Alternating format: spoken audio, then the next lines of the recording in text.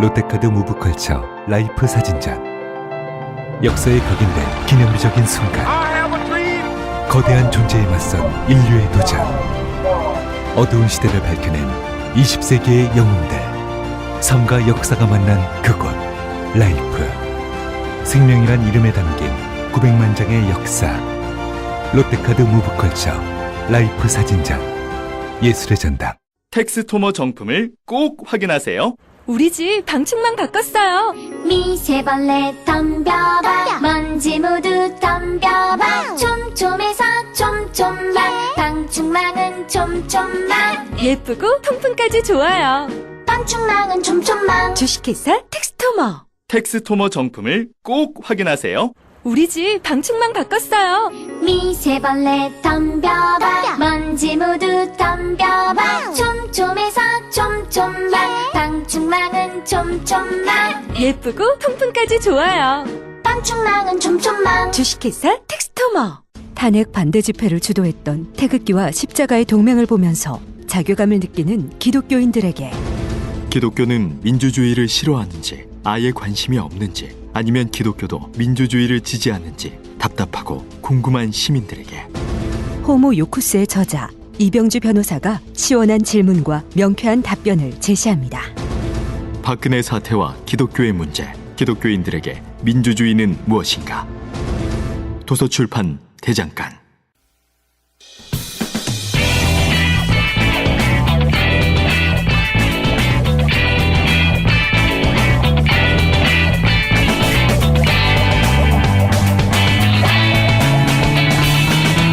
김어준의 뉴스공장.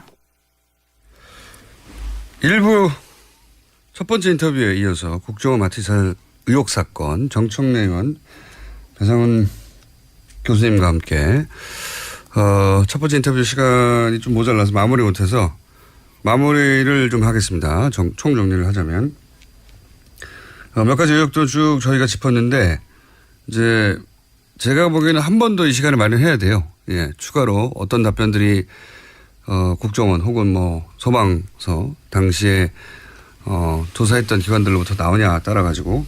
근데 이제 그 전에 그 지난 2년 전에 마지막 발표 기준으로 이상했던 점 한 가지 더 얘기를 해보자면 당시에 이 자살 현장으로 가는 길이 도로변의 삼거리입니다. 삼거리. 네. 그 바로 삼거리에 CCTV가 하나 있었어요. 그 삼거리 위치한 건물에. 그 건물의 CCTV를 확인해 보면 이 마티즈 차량이 새벽에 그 삼거리를 그냥 지나칩니다. 들어가지 않고. 그리고 몇 분 있다가 다시 돌아옵니다. 그러니까 둘 중에 하나죠. 그 자살하려고 하는 현장을 모르는 길이었다, 잘. 그래서 지나쳤다가 다시 들어갔다. 그런데 생각해 보면 길도 모르는 곳에 가서 자살한다는 건 너무 이상한 거고요. 그게 아니라면 지나쳐서 누군가를 만났고 CCTV 찍히지 않는 그리고 다시 돌아왔다.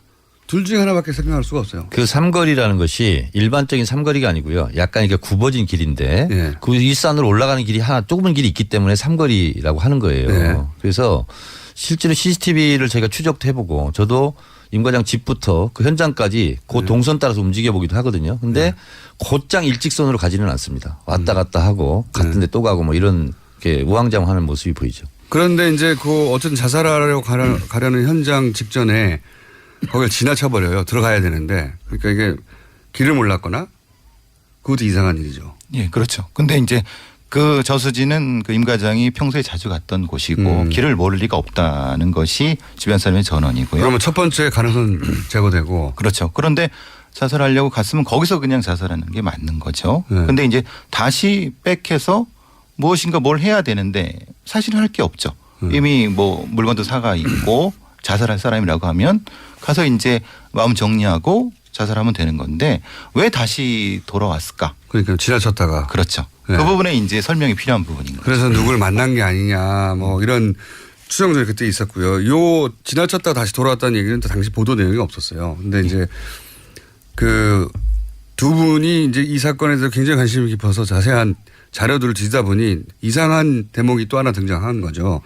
또 이상했던 것은 당시에 이제 보도는 됐는데 확인할 수가 없는 내용인데 차량이 동일 차량이 맞냐. 뭐 이 번호판의 색깔이 실제 발견된 건 녹색인데 CCTV는 흰색처럼 보인다. 근데 해상도가 낮아서 확정할 수가 없어요.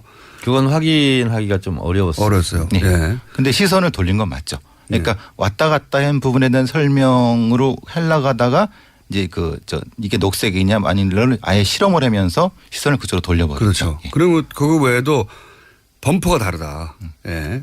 근데 이것도 역시 해상도가 낮아서 그렇게 보이긴 하나 확정할 수 없는 정도 해상도가 낮아서 같은 차량이냐 아니냐는 얘기도 있었습니다. 그래서 이제 다른 차량이라면 받쳐놓은 돌이 다른 차량을 거기다 미리 갖다 놓은 거 아니냐 뭐 이런 얘기도 있었습니다. 이건 뭐 확인할 길은 없고. 확인할 길은 없는데 이제 의구심들이 그런 게 있었고요. 네.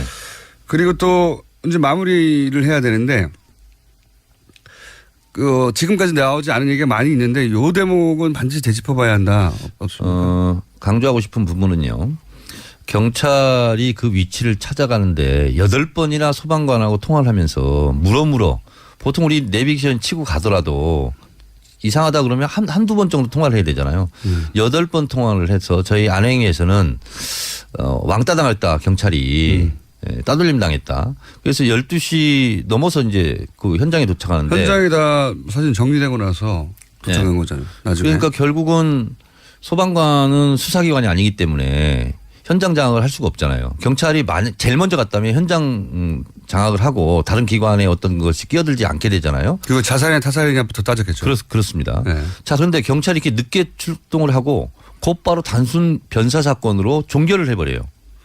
소방관은 도착하면 수사를 하는 게 아니라 그냥 수습을 하는 거죠. 예, 소방관은 기본적으로 뭐냐면 일단 생사 유무부터 확인합니다. 네. 만약에 살아 있다고 하면 바로 병원 후송을 하고 죽었다고 하면 그것은 바로 이른바 수사기관으로 넘어가게 되죠. 네. 이게 왜냐하면 죽음 다음에는 소방관은 할 게 없으니까요. 그렇죠. 그러면은 구출하러 간 거니까요. 그렇죠. 구출하러 간 거니까. 그럼 빠지게 됩니다. 네. 근데 그럼 빠지게 되면 그게 비는 공간이 생기는 거죠. 그러니까 이제 거기에 바로 이제 경찰이 보통 동시가는 이유가 그걸 구출한 다음에 아니면 뭐 확인한 다음에 경찰이 그 수사가 시작되는 거죠. 네. 변사에 대한 수사되는 거죠. 그런데 지금은 경찰이 굉장히 늦게 도착했고 그게 의도적으로 경찰이 늦게 도착할 수밖에 없도록 뭐 정보를 늦게 줬다든가 그런 게 아니겠느냐고 이제 의원님 의심하시는 거죠. 하여튼 한 2, 30분이면 바로 찾아갈 수 있는 것을 8번이나 통화를 하면서 했는데 그래서 저희가 안행에서는 일부러 혼선을 준 거 아니냐. 경찰이 못 찾아오도록 그런 의혹 제기도 많이 했었죠. 근데 의외로 단순 변사 사건을 바로 종결해버려요 경찰이. 종결은 바로 되죠. 그러니까 수사를 제대로 안 한 거죠. 만약에 임 과장 부친이 보신 게 맞다면 경찰은 당연히 몸의 상처를 확인했을 텐데 나중에 검안할 때 그 얘기가 없는 거죠 지금은. 네, 그게 사라진 거죠. 그러니까 뭔가 통째로 빠지고 바로 마티즈 차량은 사망 다음 날 폐차해버리고 그러니까 모든 물증이 될 만한 것이 그냥 갑자기 사라지고 단순 변사 사건. 그것도 이상했었죠. 이렇게 처리되죠. 지금 가장이 사망했는데 바로 다음 날 그 차량부터 폐차한다는 게 말이 안 되잖아요. 예. 차량부터 폐차해버렸죠. 그래서 뭐 증거가 없어요 이젠. 모든 게 다 사라져가지고. 마지막으로 여기까지만 하고 넘어가죠. 이제 사망 추정 시간이 장시 10시 11시 오전 정도로 발표되고 발견 시간 11시 55분 정도. 그러니까 죽은 지 얼마 안 있어서 발견됐다고 추정되는 시간으로 발표됐지만 그 초기에 구급 대원들의 진술은 사후 경직이 심했다고 했거든요. 사후 강직이. 네. 예. 그러니까 죽은 지 오래됐다는 얘기 아닙니까? 최소한 2시간, 3시간. 3시간 이상. 그렇게 돼야지 그 정도의 강직이 나타날 수가 있다라고 추정을 할 수 있는 거죠. 뭐 사망한 지 바로 그렇게 될 수는 없거든요. 네. 그러니까 마티즈 차량이 마지막 폐쇄일은 6시 23분입니다. 6시 23분. 네. 발견된 시간이 11시 55분으로 돼 있으니까요. 그런데 이제 추정 시간은 10시 11시 정도로 발표했거든요. 당시. 1시간 남짓 정도 전에 사망한 것으로 발표하였으나 사후 경직이 심했다고 하니까 그 발표 시간을 믿을 수가 없는 거죠. 그건 신뢰할 수 없는 거죠. 왜냐하면 그 시간 안에 그렇게 될 수는 없으니까요. 사후 경직이. 예, 최소한 2시간, 3시간은 돼야지 되는 거죠. 자, 오늘은 1차로 여기까지 하고요. 예. 이 두 분이 아직 할 말이 많으십니다. 그래서 시리즈가 2회, 3회가 이어질지도 모른다는 생각을. 국정원 적폐청산 TF에서 13개 리스트를 작성을 했죠.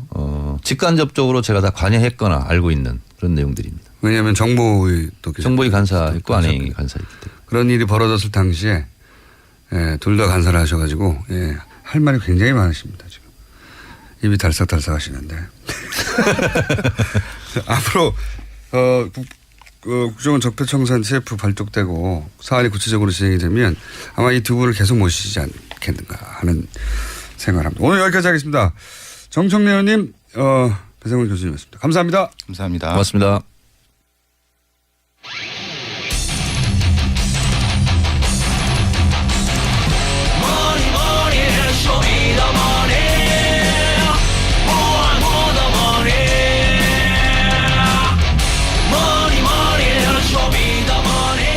자, 이어서 야심찬 프로젝트죠.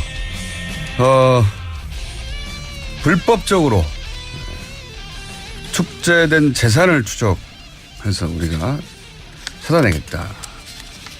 쇼미더머니 은닉재산 프로파일러 안원구 전 대구지방국세청장님 나오셨습니다. 안녕하십니까? 안녕하십니까?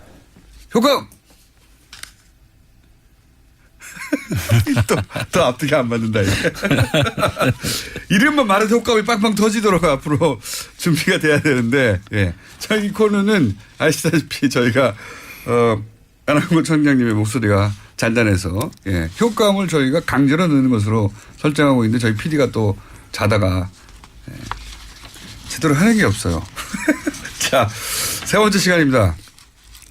이제 모레 일요일 날 이 재산 추적하러 또 몇 차입니까? 3차입니까? 4차입니까? 이번에? 저는 3차고요. 3차. 3차로 유럽으로 출장하신다고요? 네. 네. 역시 이제 출장에 가서 먹거리 이런 건 다 본인 돈으로 하실 겁니다. 자, 프로젝트 저희 생각 중입니다. 어떻게 안원구 청장님을 다 자비로 해결하신 분을 후원할 수 있을 것인지 그건 좀 저희가 연구 중에 있으니까요. 좀만 기다려 주시고. 자, 오늘은 어떤 겁니까? 오늘은 이제 본격적인 아마 이 조사가 될 텐데요. 박정희 비자금 루트를 이제 박정희 비자금 루트. 네, 효과음 방금 들으셨죠? 박정희 비자금 루트라는 말에 효과가 확 들어왔습니다. 신경 쓰지 마시고 쭉 하시면 저희가 알아서 하면서 이렇게. 알겠습니다. 효과음도 좀 다양하게 꽉꽉꽉 운명 이런 것도 좀 틀어주고 하셔야 되는데 박정희 비자금 루트.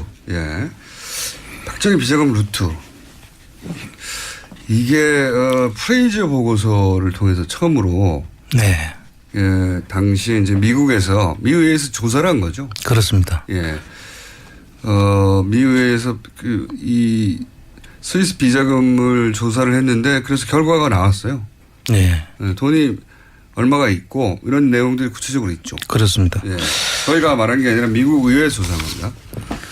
그렇습니다. 그때 처음으로 이제 일부가 언급이 됐는데 자, 그 이후로부터 이제 청장님이 이렇게 추적해온 현재까지의 루트 이걸 말씀하시려는 거죠. 이번 이제 가는 목적이 프레이저 보고서 이후에 그러니까 76년도까지는 프레이저 보고서에 잘 나타나 있고요. 그 이후에 자금들이 이제 지금 끊긴 상태입니다. 이 76년도 이후에는.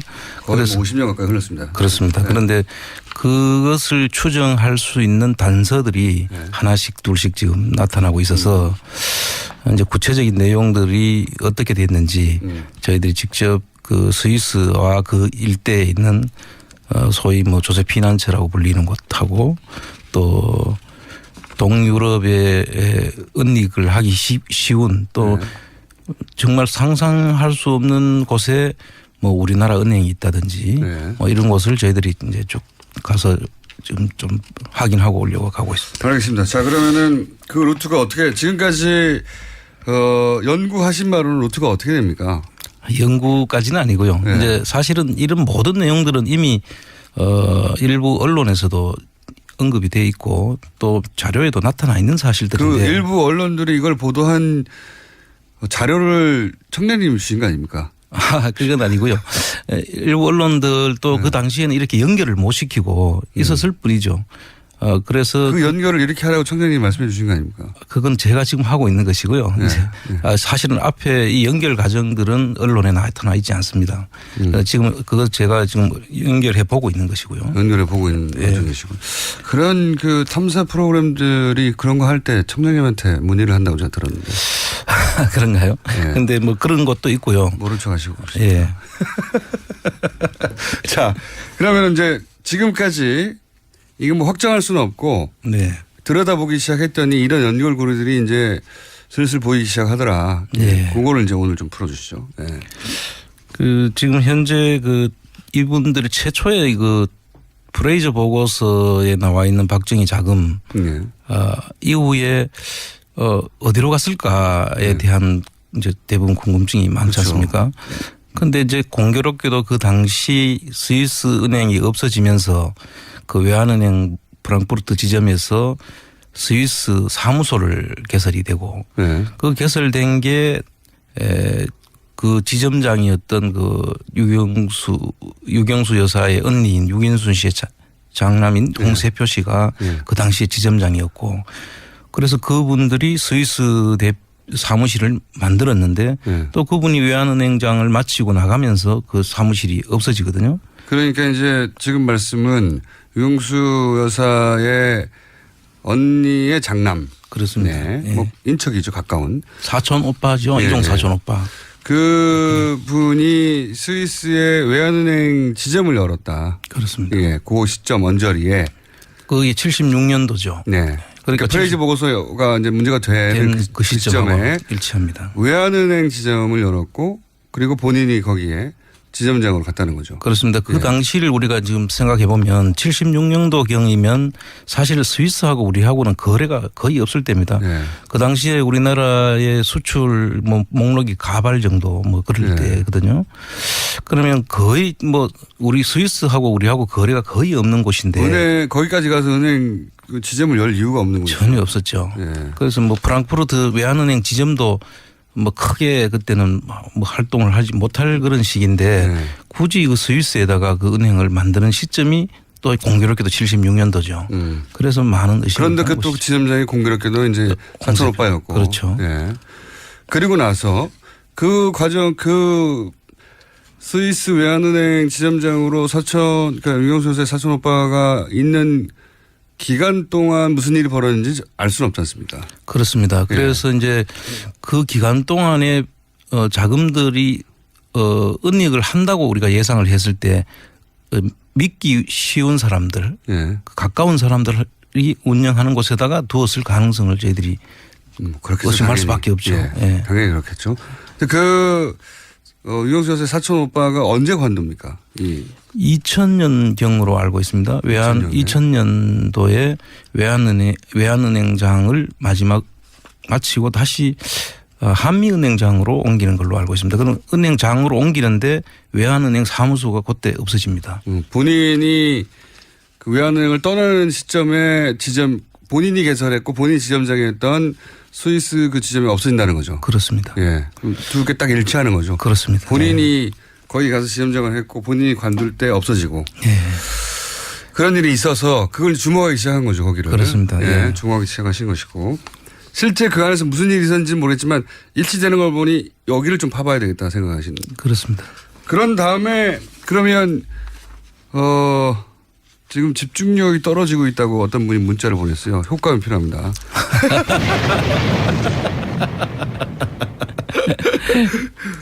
어서 일어나시고요. 네.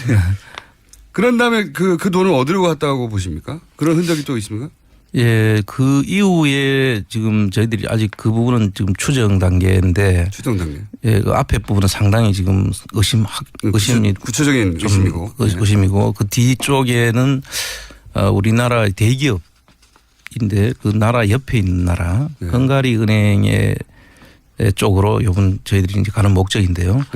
아마 앞으로 이 부분에 대해서 저희들이 구체적인 자료가 나오면은 다시 한번 그 부분에 대해서 상세하게 말씀을 지금 드리겠습니다. 그러니까 헝가리에 우리나라 대기업이 헝가리에다가 우리나라 은행을 하나 세웠다는 거 아닙니까? 그렇습니다. 예. 근데 그 기업은 박근혜 하고 또 다른 그 당시 이 재산 관리와 관련된 다른 많은 곳하고 연결이 돼 있습니다. 그 대기업이. 그 대기업이. 예. 그래서 지금 최순실 일가의 재산으로 추정되는 예.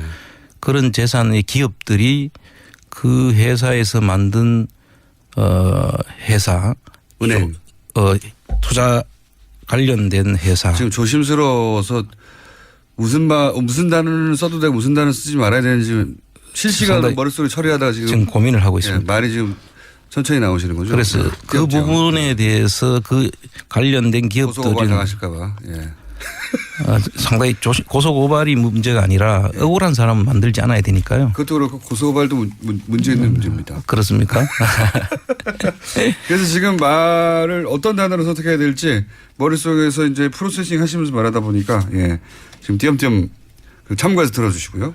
그래서 하여튼 대기업이 뭔가 박근혜 전 대통령 최순실과 관련 있는 대기업으로 의심되는 그런 대기업인데 그 대기업이 뜬금없이 헝가리에다가 은행을 하나 고 스위스 지점이 사라지는 시점하고 같은 시기에 만들어진다고 하기다가. 그 만들어졌다기보다는 삽니다. 그걸 사는데. 은행 하나 산다. 예, 삽니다. 네. 사서 만들어졌고 그 은행을 사는 회사의 그 본 회사에 또 회사들을 관리하는 구조조정 1호라는 그런 회사들이 만들어지는데요. 그 속에 최순실 씨 일가의 회사들이 여러 개가 거기에 들어가 있습니다. 아, 그건 확인된 사실입니다. 확인된 사실입니다. 그러니까 은행이 만들어지고 그 은행하고 관련된 회사가 최순실 은행하고 관련된 회사가 아니고 그 은행을 사는 주체가 되는 한국의 회사. 그 회사가 운영하는 복잡하네. 구조조정 1호라는 그 회사 속에 최순실 씨 관련 회사들이 여러 개가 거기에 개입이 돼 있고요. 최순실 씨가 관련된 회사가 그 은행을 사는 데 관여했다. 예. 한마디로 말하면 이겁니까? 관여했을 것으로 추정되는. 네. 왜냐하면 그 회사들 이름이 들어가 있으니까. 네, 그렇습니다. 네. 그리고 그 이상한 일이죠. 그 본 회사에서도 그 주주로 참여를 하고요. 그 만드는 회사의 주주도 참여를 하고 있기 때문에 여러 가지로 의심되는 부분이 많죠. 그러니까 대기업이 뜬금없이 헝가리에다가 은행을 하나 샀는데 은행을 하나 살 때 최순실 씨가 관련된 회사들이 그 은행 사는데 직간접으로 관여한 정황들이 있다는 거 아닙니까? 그렇습니다. 네. 예. 뜬금없이. 예. 이거 처음 나온 내용입니다. 예. 재밌죠. 예. 최순실 씨 대기업 은행을 샀는데 그 대기업 은행 살 때 최순실 씨 회사가 관여했다. 조금 더 나가면요. 네. 많이 나갔어요. 그 회사는 그 뒤에 인수합병도 사람들이 이해할 수 없는 인수합병도 여러 개 이루어지고 그 은행을 사는데 관여한 회사들끼리 인수합병이 일어납니까? 아닙니다. 그 이제 국내 대기업끼리 빅딜이 이루어지죠. 인수합병이. 그런데 그 시기와 모든 것이 예사롭지를 않아요. 자, 여기까지만 하시죠. 제가 보기에는 머릿속에는 잔뜩 들어있는데 그죠? 예. 말을 어디까지 해야 될지 몰라가지고 듣는 저희는 답답합니다. 그렇습니다. 이해를 좀 해 주십시오. 아직까지는 지금 확인 단계라서. 갔다 오시면은 좀 더 구체적으로 말씀하실 수 있겠네요. 분명한 거는 대기업이 은행을 헝가리에 샀는데 뜬금없이 그 헝가리 은행을 산 주체의 일부에 최순실 가족의 흔적이 있다. 아주 많은 흔적들이 남아있죠. 많은 흔적이 있다. 근데 그 시점이 유경수 여사의 사촌 오빠가 스위스에서 스스로 지점을 여서 지점장을 하다가 외환은행을 떠난 시점하고 맞물린다. 예. 떠나자 그 은행을 새로 사는 행위가 그렇습니다. 일어났다. 아, 재밌습니다. 그러면 지금은 또 그 은행이 남아 있습니까? 아닙니다. 그 은행이 이제 2013년도에 팔리죠. 대통령 당선된 이 은행. 그렇죠. 예. 그래서 2013년 9월경에 팔리는데 그 로컬 기업에 팔리는데 최근에 제가 확인한 바로는 다시 또 대기업에서 그걸 샀다고 해요. 그래서 저희들이 이번에 그 가서 그런 부분들을 집중적으로 좀 보려고 합니다. 이상한 일입니다. 그게 이제 요 출발이 프레이저 보고서 뭐 얘기 드렸는데 박동선 씨가 미국 국회의원을 상대로 로비를 했는데 그렇죠. 잠깐 설명드리면 코리아 게이트가 아주 유명합니다. 그러니까 한마디로 미국 국회의원들한테 돈을 뿌린 거예요. 예. 박동선 씨가 도대체 이 돈은 어디서 나왔냐 뭐 이렇게 시작된 거죠. 예. 뒤지다 보니까 이제 그 뒤에 당시 박정희 정부 자금이 스위스에 있는 것이 발견되어서 프레이즈 보고서를 통해서 돈이 있는 게 확인된 겁니다. 추정이 아니고요. 그렇습니다. 지금 추정하지만 예. 당시는 확인된 거고요. 근데 이제 금액이 얼마인지에 대해서는 지금으로 추정치밖에 없지 않습니까? 그렇습니다. 네. 그때 프레이즈 보고서에 돈을 확인했는데 전체 규모는 얼마냐라고 하는 추정치가 그때 얼마나 나왔죠? 그 당시 규모로 8조 5천억 정도 되고요. 지금으로 따지면 대략 한 300조 정도 되죠. 네. 그리고 당시 환율이 한 255원이었으니까요. 지금 환율이 1,150원 정도. 그렇게 보면 요즘 환율로 한 살만 해도 그 당시도 한 38조 정도 되는 거죠. 네, 너무 규모가 커가지고 이게 감이 안 잡히는데 이거는 이제 당시 보고서에 나왔던 추정치. 예. 예. 저희가 한 게 아니고 미국 의회에서 한 추정치인데 그걸 지금 환산해 보면 당시 금액을 지금 환율로만 바꿔도 38조가 되고 네. 예. 하여튼 조단이 엄청난 액수네요. 엄청난 액수. 거기 보면 이제 돈이 공식적으로 들어온 돈과 비공식적인 돈으로 들어온 돈으로 나뉘고 있습니다. 그 안에. 네. 뭐 시간이 있으면 제가 조금 소개를. 그걸까지 소개하면 오늘은 마무리될 것 같습니다. 그렇습니까? 네. 주로 이제 공식적으로 들어온 돈은 그 원조와 차관 자금, 네. 그리고 미국의 안보 지원 자금, 그리고 베트남 참전 비용으로 지불한 돈이 약 10억 달러 전 그 당시에 네. 10억 달러면 그때 근데 그 10억 달러가 이제 묘한 것이 10억 달러 중에서 9억 한 3천만 달러는 그 외환 보유액으로 그때 우리나라가 가지고 있었다고 해요. 그래서 이제 이 돈들이 그 참전한 분들에서 다 지불하지 않고 보상금이나 혹은 뭐 급여로 지불하지 않고 보유했던 것으로 지금 추정될 수 있는 부분이기도 그게 이제 하고요. 국가에 공적으로 들어온 돈인데 예. 이게 이제 개인 금고로 들어가 있었다는 거죠. 그렇죠. 이 금액은 외환 보유액으로 가지고 있었고요. 아니 그 중에 이제 일부가 이제 예. 그쪽으로 나갔을 가능성이 있고 그다음에 이제 뭐 기술 원조 개발 차관 뭐 이런 것들이 있었는데 차관인데 또 이제 거기서 또 돈을 띄죠. 개인 금고로 가는 거죠. 예. 꺾기죠. 꺾기. 예. 차관에서 10%에서 20%. 예. 요새 은행 요새 꺾기가 없어졌는데 옛날 그때 당시로 보면 꺾기랑 마찬가지죠. 예. 근데 이제 꺾기는 빌려주는 쪽이 꺾어서 가져가는 건데 이건 예. 받는 사람이 중간에서 대통령이 꺾어가지고 스위스로 빼놓는 거죠.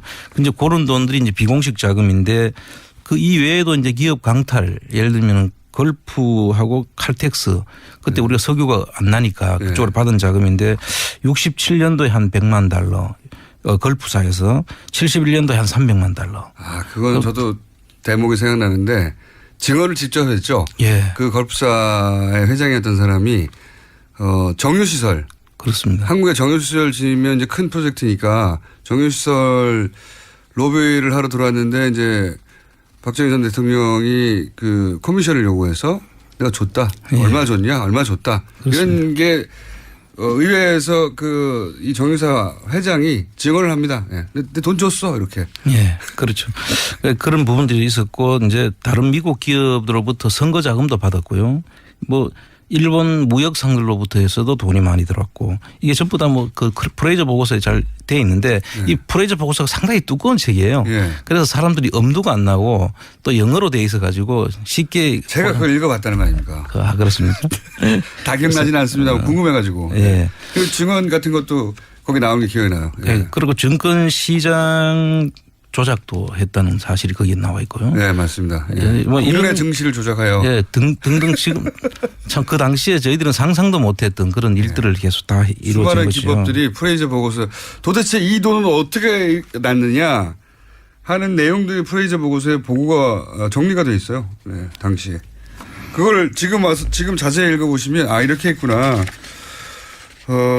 근데 이제 그 돈을 당시에 이제 이훈학 중앙정보부장이 스위스 예치했고 김영욱, 김성곤 예, 이런 분들이 이제 그 역할을 나누어 가지고 비자금을 은닉했던 그런 내용도 거기에 포함돼 있죠. 그렇죠. 네, 이런 분들이 입을 연 거죠. 그렇죠. 그 중에서 입을 열어서 미국 의회에다가 어떻게 그 돈을 만드는지를 알려줍니다. 이 프레이저 보고서 내용 속에 한번 꼭 소개해줘야 될 만한 내용이 하나 있는데요. 이게 평가입니다. 그 박정희 정권에 대한 평가를 이렇게 하고 있습니다. 돈이 흐르는 곳이 있으면 어디든지 손을 벌렸고 또 협박과 갈취를 일삼으며 권력 유지에 혈안이 돼 있었다라는 이야기가 있고요. 그들은 권력을 잃으면 악행과 비리가 밝혀서 처벌받을 것을 두려워해서 더욱 악랄하게 반대자들을 억압하고 폭력과 협박을 통해서 정권 유지를 애썼다. 이런 내용이 거의 공식적으로 들어있습니다. 당시 국내 야당이 주장한 게 아니고 미국 의회에서 조사를 끝낸 다음에 보고서를 낼 때 그렇습니다. 마지막 부분에 정권에 대한 평가를 넣죠. 거기 나오는 대목입니다. 네. 자, 오늘은 여기까지 하고요. 다음 주가 기대됩니다. 다음 주 돌아오시는 거죠? 다음 주 금요일. 다음 주는 그 현지에 있을 겁니다. 그 당시에. 그렇군요. 길게 가시네요, 이번에는? 예, 그렇습니다. 언제 돌아오십니까? 다음 주 일요일 귀국 예정이죠. 그 다음 주에 나오시겠네요. 예. 자, 요런 이야기를 이제 기본으로 하신 이유 중에 하나가 이번에 가는 이유가 이걸 좀 더 구체적으로 확인하려고 하시는 거예요. 그렇습니다. 네. 또 다른 목적도 있으십니까? 전분 그 독일에서 저희들이 돌아오고 난 다음에 이제는 말할 수 있다. 아하. 그런 분들이 좀 있고요. 독일에서? 예. 그래서 이제는 말할 수 있다. 또 그 당시에 갔을 때는 저희들을 면담을 거부했던 사람들도 요번에 조금 가서 새로 좀 만들고. 적극적으로. 예, 그렇습니다. 굉장히 풍성한 내용이 올 수도 있을 것 같기 때문에 마지막으로 효과음 한번 넣어주고. 자, 잘 다녀오시고요. 예. 조심해서 다녀오십시오. 예, 감사합니다. 마티즈 살지 마시고요. 촬영은. 자, 오늘은 여기까지 하겠습니다. 다다음 주에 다시 뵙겠습니다. 안원구 전 대구지방국세청장님이었습니다. 감사합니다. 예, 좋은 하루 되세요. 100년 이상 살 수 있는 장수 어종 캐비아를 낳는 어종으로 더욱 유명한 철갑상어. 이 철갑상어를 진액으로 만들었다는데 그 이름하여 설악어. 오메가3, 필수 아미노산, 각종 미네랄, 콘드로이친 등 100년 장수 철갑상어를 진액으로 한 컵에. 좋아 철갑상어 진액 설악어. 스테미너가 콸콸콸. 검색창에 설악어. 오빠, 우리 어디 가는 거야? 정수 가지. 와, 우리 말 타러 가는 거야? 그렇게 좋아? 고민하지 말고 장수로 오세요. 온 가족이 즐기는 승마 체험과 국내 최대 규모의 말역사 체험관 등 장수에는 정말 볼 것, 누릴 것들이 넘쳐난답니다. 말의 심장 소리를 직접 느껴보는 장수에서의 하룬 여행. 장수는 항상 가까이 있습니다. 주말 여행은 장수로. 승마 체험 예약은 063-350-5486. 또 떨어졌어. 너 또 입사 시험 봤어? 아니, 차량용 핸드폰 거치대 말이야. 여러 개 사봤는데 실패의 연속이야. 떨어지고 시야 가리고 운전석에서도 멀고 뭐 좋은 거 없을까? 싼 것만 찾으니까 그렇지. 제대로 된 거 하나 사서 편리하게 쓰는 게 더 낫지. 그런 게 있어? 그럼 있지. 1, 2, 3 할 때 2. 힘 세다 할 때 힘. 2 힘. 2 힘? 2배로 힘이 세다는 건가? 네이버 검색창에 2 힘을 검색해보세요.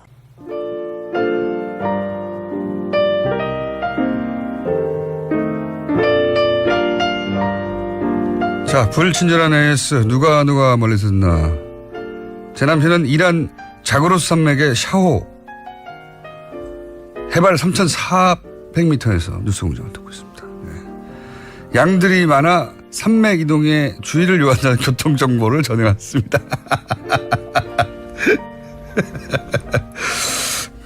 그래서 노르웨이에 신혼여행 가신 분, 여기는 태국 치앙마이 이런 분들도 계시고, 오늘 마티즈 사건에 대해서 저는 화산리 옆 시미리에 살고 사고 현장에서 직선 거리로 2km 살고 있어요. 굉장히 가깝게 사십니다. 마티즈가 있던 곳은 토박이들도 안 가는 곳입니다. 이런 거는 토박이들밖에 모르겠죠. 그러니까 이상한 곳에 가서 자살을 한 겁니다. 토박이들, 동네 사시는 분도 안 가는 곳. 이 사건 저희 계속 관심을 가지고 추적해 보겠습니다. 네. 그리고 다시 모시겠다고 약속한 분들은 꼭 다시 모셔 주시는 게 좋지 않겠나 하는 항의에. 왜냐하면 다시 모시는 것을 거의 못 봐서. 네, 이게 이제 예의상 하는 멘트일 때가 있고요. 정말로 다시 모시고 싶은데 시간이 잘 안 날 때가 있고요. 네, 다시는 모시고 싶지 않다는 말을 그렇게 하는 경우도 있습니다. 약간 다시 모신다고 했던 분들을 저희가 잊지 않고 다시 모시려고 타이밍을 보고 있습니다. 여기까지 하겠습니다.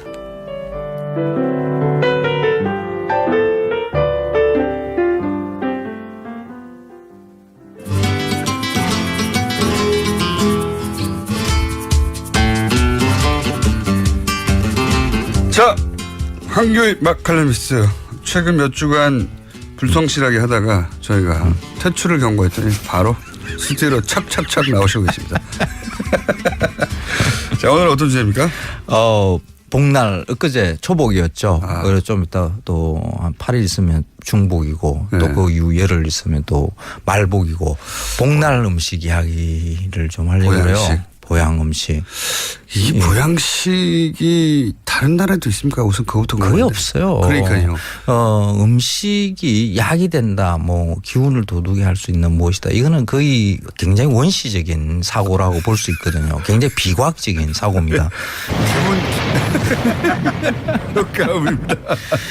그런데 그 보양, 보신 뭐 이런 것에 대한 용어들 그리고 언론들이 또 여름만 되면 또 그걸 또 방송들을 해요. 보양 음식, 여름을 이기는 보양 음식 몇선 뭐 이러면서. 그리고 또 여름만 되면 꼭 나오는 게 너무 덥다고.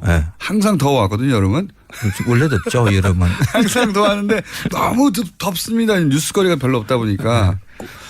그 날씨 가지고 꼭 뉴스를 넣는데 그렇죠. 여름 되면은 뭐 어디 가 대구 가가지고 몇 도 올랐다 뭐 10년 만에 막 7년 만에 막 이러면서 그 복날쯤에는 사실 뭐 날씨가 너무 더우니까 기운이 빠지고 하니까 식욕이 떨어지는 것은 맞습니다. 그러니까 식욕 돋우는 음식이 뭐 요즘에 그 관념으로 보면 그러면 양기를 보양, 뭐 한다든지 보양이 된다든지 뭐 그렇죠. 개념들을 만들어내서 보양은 무슨 그런 거 먹는다고 뭐 양이 뭐 돋구어지고 이러지는 않거든요.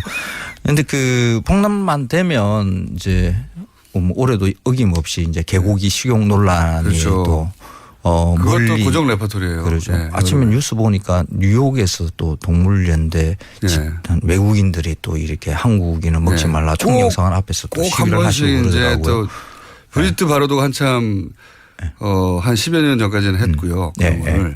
최근에는 이제 해외에서 그 해외에 있는 동물연대를 뭐랄까 연대하여 시위를 하게 만들고 그것을 한국으로 소식을 전하는 좀 진화한 방식으로. 그렇죠. 그런데 그 개고기 식용은 예전에 우리나라에서는 그냥 흔히 있었던 일이거든요.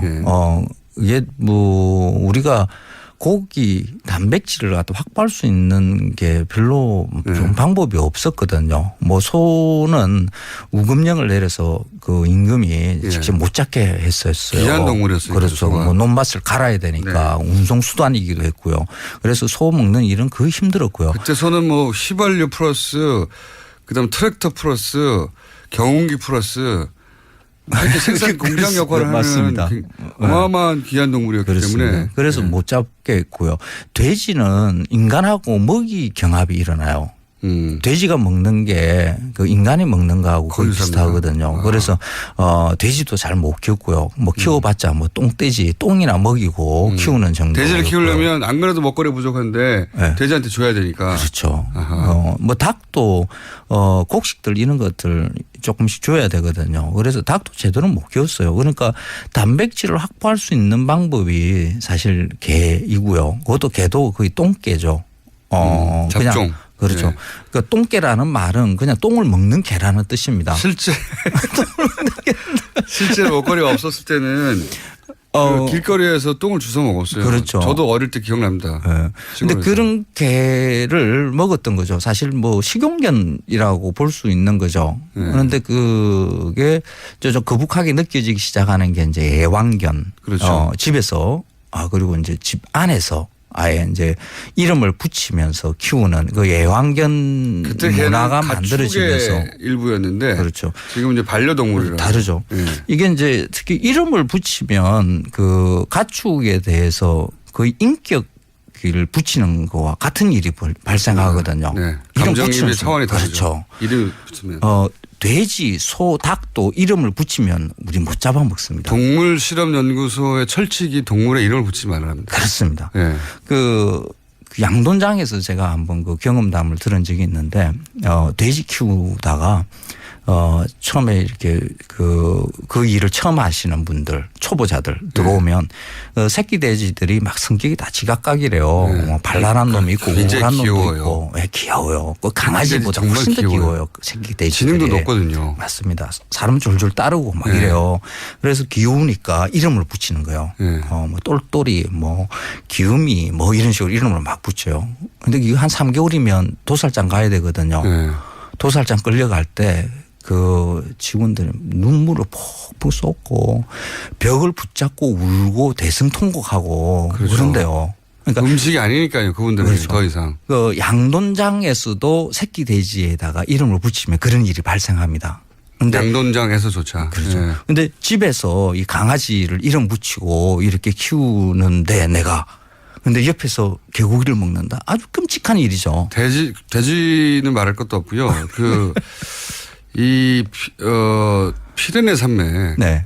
프랑스하고 그 스페인 사이에 있는 거기 가면 당나귀를 키워서 그 비누를 만든대요. 우유로. 저도 최근에 알았는데. 근데 거기는 그 당나귀를 반려동물처럼 여긴답니다.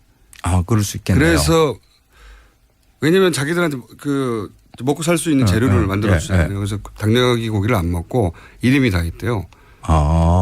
그래서 인간하고 거의 태어나서 죽을 때까지 같이 사는 거죠.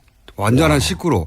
그러니까 당나귀도 그렇게 되는 겁니다. 그렇게 되죠. 당나귀 고기 다른 나라에서 많이 먹는데. 맞습니다. 네. 그래서 이번에 그 봉준호 감독 그 옥자 그것도 식용돼지에다가 옥자라는 사람 이름 붙인 거거든요.